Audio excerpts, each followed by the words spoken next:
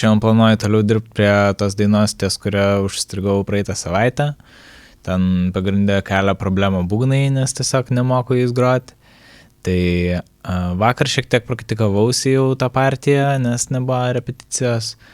Tai kažkiek gal pagerėjo reikalai, o šiandien išsikėliau tokį tikslą 5 kartus dar pasipraktikuoti ir tada 5 teikus jau įrašyti. Ir, idealiu atveju tai jau tas 5 teikas būtų pakankamai geras, kad būtų galima jį panaudoti, o jeigu taip nebus, tai tada ketinu bandyti kažką kompint, lipdyti, klijuoti, ir kažką padaryti tiesiog, kas būtų panaudojama iš tos medžiagos. Nes, nesinori per daug užsisėdėti, aišku, kartais smagu neskubėti ir ilgai ieškoti dalykų ir ilgai tobulintis, bet čia toks dalykas, kur, tiesiog mano tie įgūdžiai riboti. Kažkiek galiu juos pagerinti praktikuodamasis, bet labai gerų būgnininkų vis tiek netapsiu, tai, žodžiu, žiūrėsim, kas čia išeis.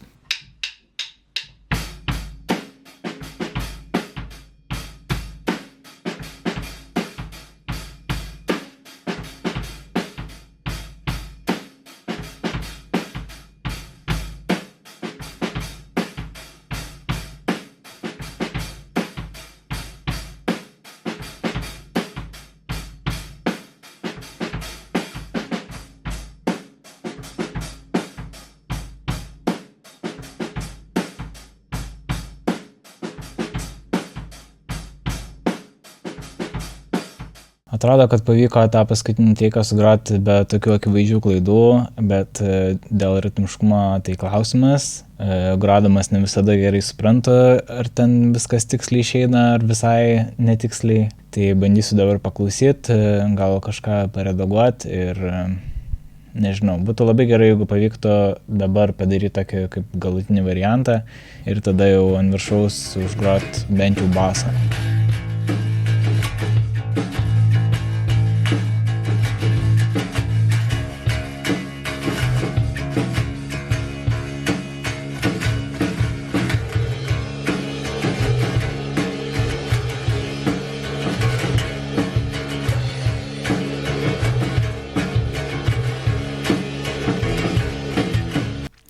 Galiausiai būgnus teko perrašyti iš naujo, nes neveikia kompinimas.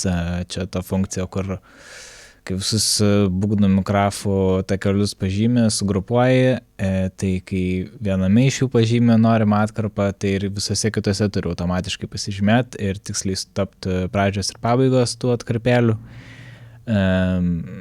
Bet kažkaip gal dėl to, kad susidėjo į vieną folderį ten ir praeitos dienos bandymai ir šios, tai kažkaip Logic nusprendė, kad ne, čia neįmanoma šitų skompint, bet tiesiog perrašiau dar kartą, dar 6 teikus, gal net geresnius, tai dabar jau viskas veikia gerai. Vis tiek biškai jaučiasi, kad nesugebu normaliai sugroti ritmiškai tos baškos, bet su bosu tai viskas easy. Tikiuosi, kad gal kai apauks visa daina visų kitų instrumentų sluoksniais, gal kažkaip tas paskęs tie neritmiškumai, arba gal čia man tik šiandien taip labai girdisi, nes dabar į tai esu susitelkęs, bet gal ir ne.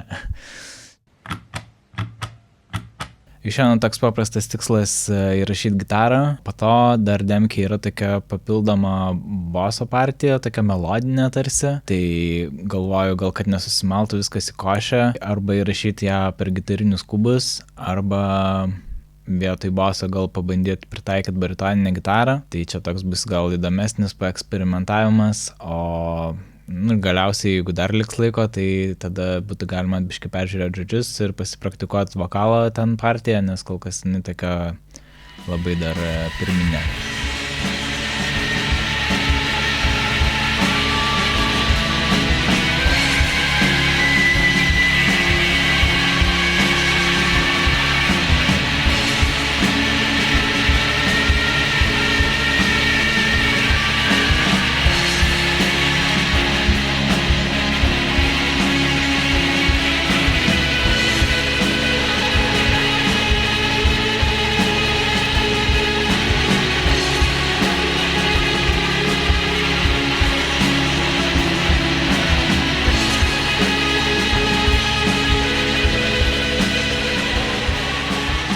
truputį neapskaičiau, kad šiandien vėlokai atvariau į studiją, bet įrašiau ten tas gitaros partijas ir tą boso papildomą partiją, o šiaip dar pastaruoju metu kažkaip galvoju apie gitarų dubliavimą, kad, toks klasikinis variantas yra įrašai 2 kartus tą patį takelį ir vieną nusuki į kairę, kitą į dešinę, tiesiog stereo gitara gaunasi. Tai aš darau biškai kitaip, nes groju per 2 kubus, kurie jau kaip ir stereo, tai tiesiog antrą kartą įrašęs kairę su dešinę sukeičiu, bet šiaip pagal Steve Albini, tai tipo reikėtų tą dubliavimą daryti su 2 skirtingom gitarom, nes tada tarp jų ten būna visokie mikroskirtumai, ten nežinau, intonacija gal skiriasi, arba galbūt jos ten skirtingų skalės ilgių yra, bet kažkaip kaip bandžiau taip daryti, tipo pagrindinė partija su Jaguaro, o tą dubliuotą su Teliu, bet kaip tik Telio ilgesnė skalė, ar ne, bet kartu jų kažkaip ir tembras skiriasi daugiau negu taip įsivaizduočiau. Galiausiai susivedė į kažką, bet nebuvo taip satisfying, kaip tiesiog tą patį su to pačiu Jaguaru 2 kartus pagroti ir tada apsukti tą stereo vaizdą ir kažkaip išeina grinai tas pats, bet taip plačiau, lygiau ir stariau. Tai nežinau. Tai va, šią savaitę turbūt tiek.